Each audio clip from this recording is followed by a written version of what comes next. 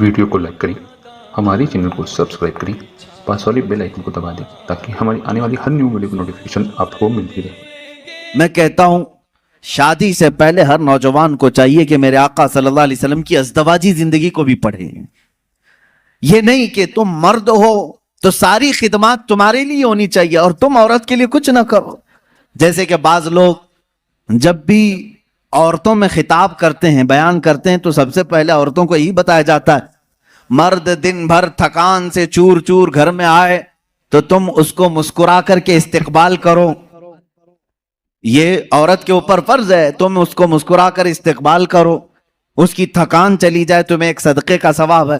میرے عزیزو، یہ گاڑی کا پہیہ ایک ٹائر سے نہیں چلتا، تم ساری مسکراہٹ صرف عورت ہی کے اوپر تھوپو گے۔ یہاں پر تمہیں یہ بھی کہنا ہوگا، ہو سکتا ہے کبھی دن بھر کی تھکان عورت کو بھی ہو جو صبح سے شام تک کام کر رہی ہو، تم آ کر کے اسے بھی مسکرا کر کے کہو دن بھر آج تمہیں زیادہ تھکان ہوئی ہوگی۔ ہمیشہ میاں یہ کیوں چاہتے ہیں کہ میری تھکان وہ پوچھے؟ نہ، بلکہ آپ خاتون کی بھی مزاج پرسی کریں، یہ دونوں ٹائر ہیں، دونوں کا بیلنس برقرار ہو۔ میں ابھی بتاتا ہوں، حضور پاک صلی اللہ تعالی علیہ وسلم ہمیشہ یہ فرماتے اگر اپنی ازواج مطہرات میں سے کوئی ناراض ہو تو حضور انہیں مناتے۔ آپ سوچ رہے ہوں گے کیا دنیا میں کوئی ایسا بھی ہے جس کو حضور سے ناراض ہونے کا حق ہے؟ حضور سے ناراض ہونے کا حق ہے؟ ہاں، صرف بیویوں کو حق تھا جو عام زندگیوں میں ہوتا ہے، لیکن اس ناراضگی کا مطلب رسول سے ناراضگی نہیں، شوہر سے کسی معاملے میں ہو۔ حضور پاک صلی اللہ تعالی علیہ وسلم خود فرماتے ہیں حضرت عائشہ سے، اے عائش، جب تو مجھ سے ناراض ہوتی ہے تو مجھے پتہ چل جاتا ہے۔ حضرت عائشہ پوچھتی ہیں آپ کیسے جانتے ہیں میں ناراض ہوں کہ خوش ہوں؟ حضور فرماتے ہیں جب تو خوشی میں رہتی ہے قسم کھاتی ہے تو یوں کہتی ہے رب محمد کی قسم، اور جب ناراض رہتی ہے تو کہتی ہے رب ابراہیم کی قسم۔ یہ حضرت عائشہ کی عادت تھی، جب گھر میں کچھ باتیں اس طرح سے ہو جائیں تو کہتی ابراہیم کے رب کی قسم میں نے ایسا نہیں کیا۔ حضور فرماتے ہیں جب جب تو ابراہیم کے رب کی قسم کھاتی ہے مجھے لگتا ہے تو ناراض۔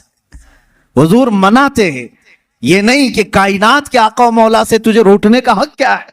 حضور پاک صلی اللہ علیہ وسلم نے اپنے گھر میں ایک شوہر والی زندگی بھی گزار کر کے دکھایا ہے۔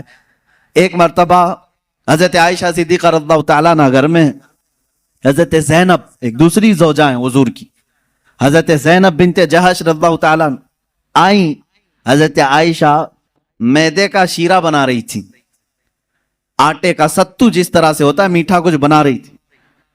جیسی وہ بنا اس میں کچھ خرابی ہوئی ہو یا جو بھی، حضرت عائشہ حضرت زینب کو کھلانے پر اصرار کرنے لگی کہ آپ گھر میں آئی ہیں، یہ شیرہ پورا کھائیں گی آپ۔ حضرت زینب کہہ رہے میرا جی نہیں چاہتا، میں نہیں کھاؤں۔ حضور پاک صلی اللہ علیہ وسلم بیٹھے ہوئے، حضرت عائشہ نے وہ شیرہ اٹھا کر پورا ان کے منہ پہ لگا دیا۔ اللہ کے نبی صلی اللہ علیہ وسلم مسکراتے رہے، کچھ نہیں فرمایا۔ حضرت زینب سے کہا کہ بس بس عائشہ چھوٹی ہے، تم بدلہ مت لو۔ یہ حضور پاک صلی اللہ تعالی علیہ وسلم کی خانگی معاملات ہیں، اپنے ازواج مطہرات کے ساتھ حسن سلوک ہے۔ انہیں آپس میں مذاق کرنے کا اختیار تک میرے آقا نے دے رکھا تھا۔ یہ نہیں کہ اتنا ٹائٹ کرو کہ ہنسنا بھی مشکل ہو جائے، اتنا تم ان کے اوپر سوار ہو جاؤ کہ بات کرنا بھی مشکل ہو جائے، نہیں۔ رسول پاک صلی اللہ تعالی علیہ وسلم نے اپنی ازواج مطہرات کو ایک خوشحال زندگی گزارنے کے گھر عنایت فرمائے تھے۔ آپ اندازہ کر سکتے ہیں ہر بیوی کے لیے الگ مکان، ہر زوجہ کے لیے الگ مکان۔ حضور پاک صلی اللہ تعالی علیہ وسلم کی عادت مبارکہ تھی، ہر خاتون کے پاس باری باری تشریف لے جاتے ہیں، سب کے پاس برابر کا برابر وقت دیتے ہیں۔ حضرت عائشہ رضی اللہ تعالیٰ نے اس میں سب سے چھوٹی ہیں عمر کے لحاظ سے۔ میں یہی کہہ رہا ہوں کہ عورت کو تربیت دے کر کامل بنانا یہ اخلاق رسول ہے۔ حضور صلی اللہ تعالیٰ علیہ وسلم کی سنت پر عمل کرنا چاہتے ہو نوجوانوں، پہلے سے یہ سمجھ کر کے چلو، میرے گھر میں جن کی شادیاں نہیں ہوئی ان کے لیے کہہ رہا ہوں، جن کی ہو چکی ان کے لیے بھی پہلے سے ذہن میں یہ بات فٹ کر لو، میں اگر شادی کرنے جا رہا ہوں تو میرے گھر کوئی ایسی خاتون آنے والی ہے جس کو ہو سکتا ہے بات کرنے میں पूरा सीखी हुई ना हो, खाने पकाने के माहिर ना हो सकता है वो खानदानी मामलात को न समझे, मुझे हर एक चीज को उसे सिखाना होगा। तुम अगर पहले से ये सब चीजें जहन में रखोगे तो झगड़े और ना इत्तेफाकी की बात नहीं आई। तुम पहले से एक्सपेक्टेशन ये रख करके बैठे हो कि ये 7वें आसमान से सीख करके आई हुई है घर में, कभी कुछ बातचीत हो गई तो सीधे झट से यही कहा, क्या तुम्हारे अम्मा बाप ने यही सिखाया था? यही बात। और सास भी अपने बहू से यही कहती है, रोटी नहीं बने, अम्मा क्या सिखाई तेरी तुझको, अब तक क्या करती रही? मेरे अजीजों, रसूल पाक सल्लल्लाहु ताला अलैहि वसल्लम के पास हजरत आयशा जब आई, 9 साल की उम्र में थी, उनकी सहेलियां कहती हैं आटा गूंथते गूंथते वो सो जाती थी, उसी में सो जाती थी, रात हो जाती थी। हुजूर पाक सल्लल्लाहु ताला अलैहि वसल्लम ने एक दिन भी सख्ती नहीं फरमाई कि आयशा आटा गूंथते गूंथते सो गई, आटे में ही हाथ रह गए। हुजूर अकरम सल्लल्लाहु ताला अलैहि वसल्लम ने उन्हें मह कामिल बनाया। ये अल्लाह के रसूल सल्लल्लाहु अलैहि वसल्लम के अखलाक करीमा है। औरतों को तुम जिस कदर अच्छी तरबियत दोगे, तुम्हारी मोहब्बत उतनी ही उनके दिलों में होगी और उतनी ही अजमत भी बढ़ेगी, उतनी अजमत बढ़ेगी। और रसूल पाक सल्लल्लाहु ताला अलैहि वसल्लम की इस अजीम सुन्नत पर भी अमल होगा। बाज लोग ये सोचते हैं कि फुल हाई क्वालिफाइड चाहिए, पूरी तरह से मैच्योर चाहिए, तो तुम्हारा ये एक्सपेक्टेशन बाज दफा तुम्हें धोखा दे देता है। तुम जो कुछ भी सोच करके रखे हो वो नहीं आई, चिड़चिड़ हो जाता है, दिमाग में अलग अलग वसवसे आने लगते हैं, फिर दूसरे का ख्याल आने लगता है, और फिर दूसरी भी वैसी निकली तो क्या करो। इसीलिए अखलाक रसूल ये है।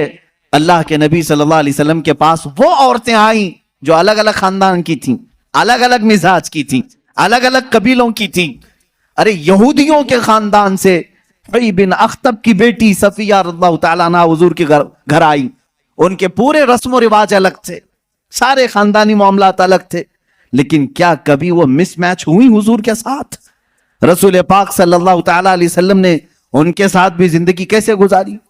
हजरत सफिया रज़ियल्लाहु ताला अन्हा हुजूर सल्लल्लाहु ताला अलैहि वसल्लम की बारगाह में जब आई, देखें हुजूर अदल कैसे करते थे बीवियों के साथ। ये खानदान था बनी इसराइल का, यहूदियों का। हजरत मूसा अलैहिस्सलाम से जो चला है वो खानदान था। मूसा अलैहिस्सलाम की औलाद वो मदीने तैयबा में थी, उन्हीं के खानदान से हजरत सफिया आई थी। जब शादी हुई तो औरतों में आपस में बातें होती रहती हैं, सौतनों के मामलात रहे। हुजूर की एक ज़ौजा हजरत आयशा हैं जिनके बाप सिद्दीक अकबर हैं। एक ज़ौजा हुजूर की हजरत हफ्सा हैं जिनके वालिद उमर इब्न खत्ताब हैं रदी अल्लाह ताला अन्हु।